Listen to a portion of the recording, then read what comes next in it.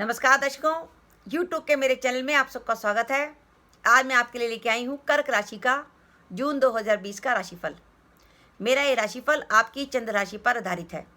अगर आपकी जन्म कुंडली में जहाँ चंद्रमा लिखा है वहाँ पर 4 नंबर का अंक लिखा है तो आपकी जो है जन्म राशि बनती है कर्क राशि, और आप ये वीडियो देख सकते हैं। सबसे पहले हम कर्क राशि के लिए ग्रह गोचर देखें तो धनु राशि में केतु विद्यमान है आपके 6ठे भाव में। सप्तम भाव में मकर राशि में गुरु व शनि हैं और दोनों ही वक्री अवस्था में हैं। कुंभ राशि में मंगल हैं आपके 8म में। आगे चलकर मंगल जो है आपके भाग्य भाव में चले जाएंगे मीन राशि में। आपके लाभ भाव में शुक्र व सूर्य की युति है, जिसमें शुक्र जो है वक्री अवस्था में है, और 14 जून के बाद सूर्य जो है वृषभ राशि से मिथुन राशि में प्रवेश करेंगे, जहां उनकी बुध व राहु के साथ युति हो जाएगी जो माह के अंत तक रहेगी। तो ये तो है ग्रह गोचर कर्क राशि के जातकों के लिए। कर्क राशि के जातकों को इस गोचर का क्या लाभ मिलेगा, क्या प्रभाव होगा, इस वीडियो में हम इसी बात का विचार करें। मेरा यह मानना है कि कर्क राशि के जातकों के लिए समय काफ़ी शुभ फलदायी है। कर्क राशि के जातकों की कोई लंबे समय से कोई ख्वाहिश थी तो शायद इस माह उनकी वो ख्वाहिश पूरी हो सकती है। लाभ भाव में शुक्र व सूर्य जैसे ग्रह जो उनके धानेश व लाभेश होकर बैठे हैं, बहुत अच्छी उत्तम युति बन रही है।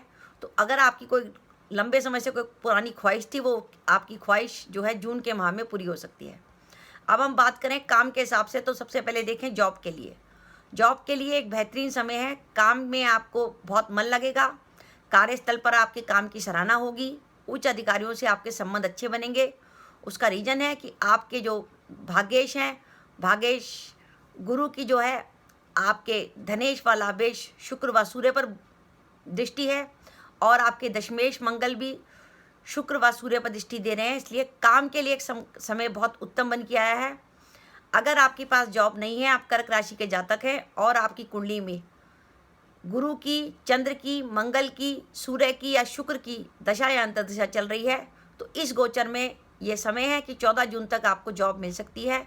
तो अगर आपके पास जॉब नहीं है तो इस माह आप जॉब का प्रयास करें, निश्चित रूप से आपको जॉब मिलने में सफलता मिलेगी, बशर्ते आपकी दशा गुरु की, सूर्य की, चंद्र की, शुक्र की या मंगल की होंगी तो आपको जॉब मिल सकती है। लेकिन अगर आपकी दशाएं ऐसे ग्रह की हुई जो 6ठे, 8वें, 12वें भाव में बैठा है या नीच का है या शत्रु क्षेत्री है, तो ऐसी स्थिति में आपको जॉब मिलने में बाधा आएगी।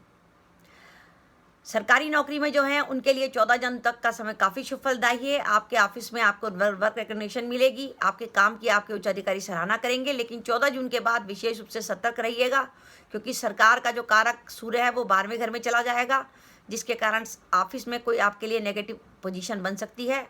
अपने कर्तव्यों का निर्वहन सही ढंग से करिए, जिस प्रकार से आपके उच्च अधिकारी आपसे नाराज ना हो। तो ये तो है जॉब की बात। अब हम बात करते हैं व्यापारी वर्ग के लिए। तो व्यापारी वर्ग के लिए समय काफ़ी शुभ फलदायी है। वो अपना कोई निवेश करना चाहें तो 14 जून तक का जो समय है वो अपना निवेश कर सकते हैं। व्यापार में कुछ नए प्रयोग कर सकते हैं। लॉकडाउन के बाद जो हमारा परिवेश बदला है उसके अकॉर्डिंग काम करने के लिए ये समय शुभ फलदायी है। सरकारी नीतियों का आपको विशेष रूप से लाभ मिलेगा, लेकिन अगर आप व्यापारी हैं और पार्टनरशिप में आपका कोई व्यापार है तो उसमें थोड़ी सी सावधानी रखिएगा। धन से जुड़े मामलों की बात करें तो कर्क राशि के जातकों के लिए जून का माह काफ़ी शुभ फलदायी है। आपके धनेश सूर्य लाभ भाव में लाभेश शुक्र के संग विराजमान है और उन पर धन के कारक गुरु की भी दृष्टि है। अगर आपको कहीं से पैसा आने की संभावना थी तो आपका जून के माह में पैसा आपके पास आ सकता है। कहीं से आपको बैंक का लोन मिलने की स्थिति थी वो आ सकता है। कहीं आपका पैसा रुक रहा था या आपको किसी से पैसा लेना था तो वहाँ से भी आपको धन लाभ हो सकता है।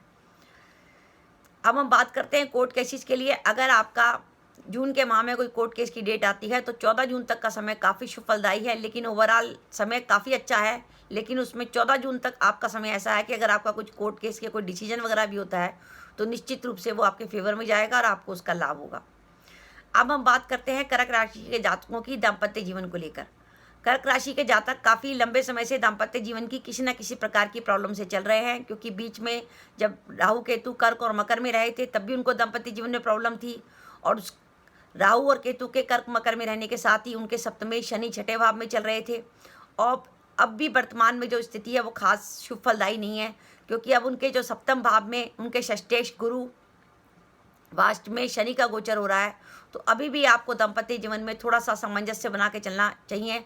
अगर आपके दाम्पत्य जीवन में ज़्यादा प्रॉब्लम आ रही है और आप महिला जातक हैं तो मैं आपसे कहूँगी कि आप हर मंगलवार को चमेली के तेल का दीपक जलाकर सुंदरकांड का पाठ करें। निश्चित रूप से दाम्पत्य जीवन की प्रॉब्लम दूर होगी और पति पत्नी में सुख बढ़ेगा।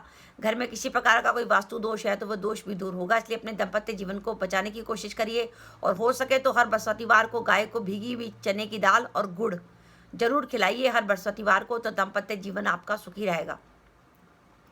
अब हम बात करते हैं कर्क राशि के वो जातक जो अपने विवाह के लिए प्रयत्नरत थे, तो उनके लिए विवाह के प्रस्ताव आपके आ सकते हैं इस माह। और संतान से जुड़ी आपको कोई शुभ सूचना इस माह आपको मिल सकती है। अगर संतान को लेकर आपको कोई समस्या चल रही थी, आपके कोई चिंता में घिरे हुए थे, तो आपकी चिंता का निराकरण हो जाएगा। आपको संतान के संबंध में शुभ सूचना मिलेगी। कुटुंब के लिए समय शुभ है। कुटुंब में परिवार के सदस्यों में आपसी मेलजोल बढ़ेगा, आपस में सामंजस्य बढ़ेगा और आप परिवार में एक अच्छा समय व्यतीत करेंगे। स्वास्थ्य के लिए आपको विशेष रूप से ध्यान रखने की जरूरत है, क्योंकि द्वादश भाव में बुध विद्यमान है और उनकी राहु के संयुति है और आगे चलकर सूर्य भी द्वादश में चले जाएंगे। तो ऐसी स्थिति में स्वास्थ्य को लेकर कोई आपको चिंता हो सकती है, कोई पुरानी बीमारी आपको परेशान कर सकती है, जिसके कारण हो सकता है कि आपको कोई इलाज लेना पड़े। तो अपने स्वास्थ्य का विशेष रूप से ध्यान रखिए। साथ ही बुध आपके 12वें घर में बैठे हैं। बुध का कनेक्टिविटी जब भी कुंडली में, चाहे गोचर में हो या जन्म कुंडली में हो, 12वें घर का बुध जो है जातक को स्पष्ट वक्ता बनाता है। पर आज का जमाना स्पष्ट वक्ता बनने का नहीं है। हो सकता है आपकी कोई बात किसी सामने वाले को नाराज कर दे, इसलिए अपनी वाणी पर कंट्रोल रखिए। ध्यान रखिए आपकी बात से लोग नाराज ना हो जाएं और किसी प्रकार के लड़ाई झगड़े या विवाद से बचिए, क्योंकि राहु जो है क्रोध की वृद्धि करता है और उसके संग बुध जो है उसके संग बैठा हुआ है, जिसके कारण अचानक ही किसी प्रकार का वाद विवाद जो है लड़ाई झगड़े का रुख ले सकता है और कोई मानसिक चिंता भी आपको परेशान कर सकती है। इसलिए कुछ सावधानियां रखिए, एक तो अपनी हेल्थ को लेकर, और किसी प्रकार के लड़ाई झगड़े से बचिए। कोई अगर आप लड़ाई झगड़ा करते हैं तो उसमें कोई पुलिस केस वगैरह बनने की संभावना हो सकती है। इसलिए कोई भी कार्य करिए धैर्य से करिए, चाहे आप व्यापार करें, जॉब करें, जानबूझकर किसी बात को, विवाद को बढ़ावा मत दीजिए। क्योंकि कुंडली में जब भी, चाहे गोचर हो चाहे कुंडली में जन्म कुंडली हो, जब राहु की कनेक्टिविटी 12वें हाउस से होती है तो व्यर्थ में लड़ाई झगड़ा होता है और व्यर्थ में ही अचानक देखते देखते कोई ना कोई पुलिस केस की संभावना बन जाती है। इसलिए इन सब चीज़ों से बचिए और सावधानी रखिए। अब मैं आपके लिए बात करती हूँ कि कर्क राशि के जातकों के लिए जून के माह में शुभ तिथियाँ कौन सी हैं जब उनके कार्य होने की संभावना पूरी है, क्योंकि चंद्रमा की पोजीशन बहुत शुभ होगी और इन शुभ तिथियों पर अगर वो कार्य करते हैं तो निश्चित रूप से उनको सफलता मिलेगी। वो शुभ तिथियाँ आप नोट कीजिए।